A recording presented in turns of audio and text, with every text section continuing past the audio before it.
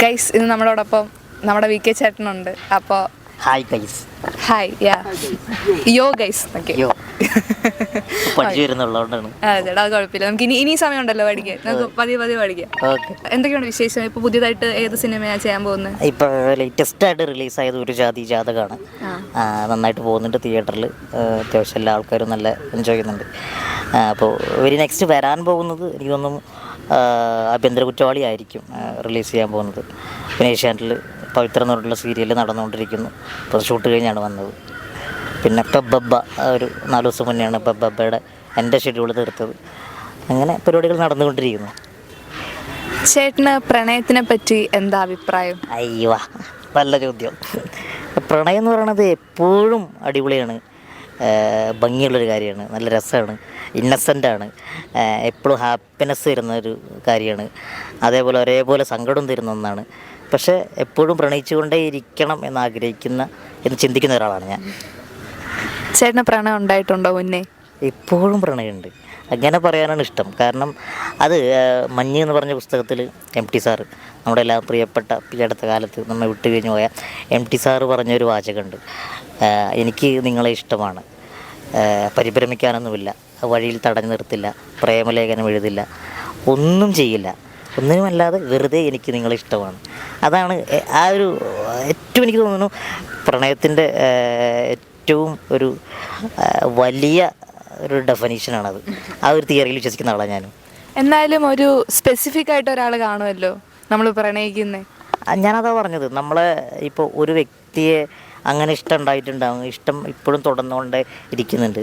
പക്ഷേ എൻ്റെ ജീവിതത്തിൽ എനിക്ക് എപ്പോഴും പ്രണയിച്ചുകൊണ്ടേ ഇരിക്കുക എന്ന് പറഞ്ഞൊരു ചിന്തയാണ്. അപ്പോൾ ഒരു വ്യക്തി എന്നതിനപ്പുറത്തേക്ക് നമ്മൾ കുറേ കാര്യങ്ങൾ നമ്മുടെ മനസ്സിലുണ്ടാകും. അപ്പോൾ നമ്മുടെ പ്രൊഫഷൻ, അല്ലെങ്കിൽ നമ്മൾ ഇഷ്ടമുള്ള കാര്യങ്ങൾ, അല്ലെങ്കിൽ നമ്മൾ സ്വപ്നം കാണുന്ന കാര്യങ്ങൾ, അതിൻ്റെ ഒക്കെ കൂടെ തന്നെ പ്രണയവും കൊണ്ടുപോയിക്കൊണ്ടേയിരിക്കുക, മരിക്കുന്നവരെ കൊണ്ടുപോയിക്കൊണ്ടേയിരിക്കുക.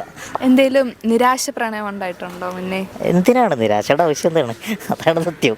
നിരാശയുടെ ആവശ്യമില്ല. കാരണം പ്രണയം ഇടയ്ക്ക് മിസ്സായിട്ടുണ്ട്, അല്ലെങ്കിൽ നമുക്ക് പ്രണയിച്ച പ്രണയത്തിന് പാത്രമായിട്ടുള്ള ആളൊരു പക്ഷേ നമ്മുടെ കൂടെ ഉണ്ടായിട്ടില്ല, അങ്ങനെയൊക്കെ ഉണ്ടായിരിക്കാം.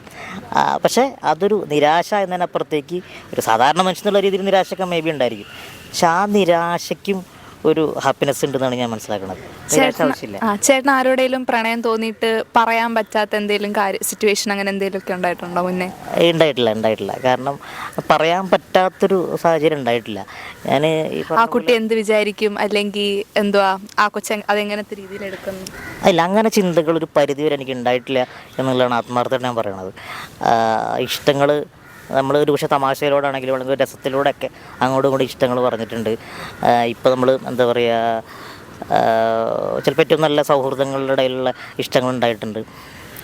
ഒരു ഈ പറഞ്ഞ പോലെ അതൊരു ഹാപ്പിനെസ് മൂഡിലാണ്, അല്ലാണ്ട് അതൊരു അങ്ങനെ പറഞ്ഞിട്ടില്ലല്ലോ, അങ്ങനെ പറയാൻ പറ്റിയില്ലല്ലോ എന്നുള്ള നിരാശകളൊന്നും ഉണ്ടായിട്ടില്ല. ചേട്ടാ, ഇപ്പോൾ ഈ കാലഘട്ടത്തിലൊക്കെ പ്രേമം എന്ന് പറയുന്നത് ജസ്റ്റ് ഒരു ഇൻഫാക്ച്വേഷനാണ്. പണ്ടത്തെ പോലെ ലോയൽറ്റി അങ്ങനത്തെ സംഭവങ്ങളൊന്നും ഇല്ല. അപ്പോൾ അതിനെപ്പറ്റി ചേട്ടൻ എന്താ പറയാനുള്ളത്? ഇപ്പോൾ അതെ, ലോയൽറ്റി ഇല്ല എന്ന് പറയുന്നതിനോട് ഞാൻ പൂർണ്ണമായിട്ടും യോജിക്കുന്നില്ല. എന്താ വെച്ചാൽ ഓരോ കാലഘട്ടത്തിലും ഓരോ മാറ്റങ്ങളുണ്ടാവും. അത് പ്രണയമാണെങ്കിലും ശരി, നമുക്ക് ചുറ്റിലും നടക്കുന്ന കാര്യങ്ങളായാലും ശരി. ഇപ്പോൾ ഒരു സിനിമാക്കാരെന്നുള്ളൊരു സിനിമയ്ക്ക് ഒരുപാട് മാറ്റങ്ങളുണ്ടായിട്ടുണ്ട്. അപ്പം നമ്മളതിൻ്റെയൊക്കെ പോസിറ്റീവ് വശം കണ്ടാൽ മതിയല്ലോ. നെഗറ്റീവായിട്ടുള്ള കാര്യങ്ങളെക്കുറിച്ച് നമ്മൾ ഓവറായിട്ട് ചിന്തിക്കാതിരിക്കുക, അല്ലെങ്കിൽ നെഗറ്റീവായിട്ടുള്ള കാര്യങ്ങളെക്കുറിച്ച് നമ്മൾ സംസാരിക്കാതിരിക്കുക.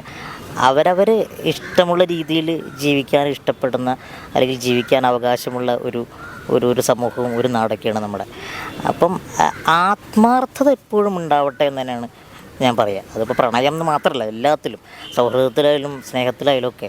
പക്ഷേ ഈ പറഞ്ഞ പോലെ അതിനപ്പുറത്തേക്ക് പ്രതികാരം മനസ്സിൽ വെച്ചിട്ടോ, അല്ലെങ്കിൽ എന്തെങ്കിലുമൊക്കെ നേടുക എന്നതിനപ്പുറത്തേക്ക് ഉള്ള ഒരു പ്രണയം ഉണ്ടല്ലോ, അതാണ് ഞാൻ നേരത്തെ പറഞ്ഞത്. നിരാശ വേണ്ട കാര്യം അപ്പോൾ വരില്ല, അപ്പോൾ ഭയങ്കര ഹാപ്പി ആയിരിക്കും. അതിപ്പോൾ നേടുക, നഷ്ടപ്പെടുക എന്നതിനൊക്കെ അപ്പുറത്തേക്ക് പ്രണയിച്ചു കൊണ്ടേയിരിക്കുക എന്നുള്ളൊരവസ്ഥ ഉണ്ട്. ആ അവസ്ഥയിൽ മുന്നോട്ട് പോയാൽ മതി, പോസിറ്റീവ് സൈഡ് കണ്ടാൽ മതി. പ്രണയം ബ്രേക്ക് ആവാതിരിക്കാൻ വേണ്ടി എന്തൊക്കെ സംഭവങ്ങൾ വേണമായിരിക്കും ഒരു റിലേഷൻഷിപ്പിൽ? ഒന്നും ചെയ്യാതിരിക്കുക, നമ്മൾ എന്തെങ്കിലുമൊക്കെ ഇന്നതിന് വേണ്ടി ഉണ്ടാക്കുക അല്ലെങ്കിൽ ഇന്നതിന് വേണ്ടി ചെയ്യുക എന്ന് മാത്രം നമ്മൾ പലതും പ്രഷർ ചെയ്ത് ചെയ്യില്ലേ. ഇപ്പോഴത്തെ പ്രണയത്തിന് എന്നൊക്കെ പറയുമ്പോഴത്തേനും അങ്ങോട്ടും ഇങ്ങോട്ടും ഒരു വിശ്വാസം ഇല്ലായ്മയല്ലേ കോമൺ ആയിട്ട് കാണുന്നത്. അതിനെപ്പറ്റി എന്താ പറയാനുള്ളത്? അതാ പറഞ്ഞത്, അത് ഈ കാലഘട്ടത്തിൽ മാത്രമല്ല, എല്ലാ കാലഘട്ടത്തിലും ചിലപ്പോൾ ഉണ്ടായിട്ടുണ്ടാവും. അത് ഓരോ കാലഘട്ടത്തിലും ടെക്നോളജിയിലുണ്ടായ മാറ്റങ്ങൾ അല്ലെങ്കിൽ നമ്മളെ ചുറ്റുമുള്ള സാഹചര്യങ്ങളുണ്ടായ മാറ്റങ്ങൾ മാത്രമേ ഉള്ളൂ. അത് വിശ്വാസമില്ലായ്മയും അതിൻ്റെ കടുത്ത വിശ്വാസമൊക്കെ ഓരോ കാലഘട്ടത്തിലും രണ്ടും ഉണ്ടായിട്ടുണ്ട്. അതുകൊണ്ട് അതൊന്നും ഞാൻ പറയില്ല, നേരത്തെ പറഞ്ഞ വാചകം തന്നെയാണ്. അതിൻ്റെ നെഗറ്റീവ് വശങ്ങൾ നമ്മൾ ഓവറായിട്ട് ചിന്തിക്കാതിരിക്കുക, അത്രേ ഉള്ളൂ. ചേട്ടാ, വാലന്റൈൻസ് ഡേ അല്ലേ വരുന്നത്, അപ്പോൾ ഏതെങ്കിലും സിനിമയുണ്ടോ സജസ്റ്റ് ചെയ്യാൻ വേണ്ടിയിട്ട് ആ ദിവസം പോയി കാണാൻ ആയിട്ട്? കുറേ സിനിമകൾ ഇഷ്ടപ്പെട്ടതുണ്ട് പ്രണയമായിട്ട് ബന്ധപ്പെട്ടുള്ള. ഇപ്പോൾ പെട്ടെന്ന് ഇപ്പോൾ ജയകൃഷ്ണൻ്റെയും മണ്ണാർത്തോടെ ജയകൃഷ്ണൻ്റെയും ക്ലാരയുടെയും പ്രണയം പറഞ്ഞ തൂവാനത്തുമ്പികൾ. വില്ലനും നായകനും രണ്ട് തരത്തിൽ പ്രണയിച്ച ഒരു സിനിമയാണ് ചന്ദ്രോത്സവം. കളത്തിൽ രാമനുണ്ണിയുടെ പ്രണയവും അടിപൊളിയാണ്, ചിറക്കൽ ശ്രീഹരിയുടെ പ്രണയവും അടിപൊളിയാണ്. അങ്ങനെ പെട്ടെന്ന് വരുന്നപ്പോൾ മനസ്സിലാക്കി വന്ന രണ്ട് സിനിമകൾ.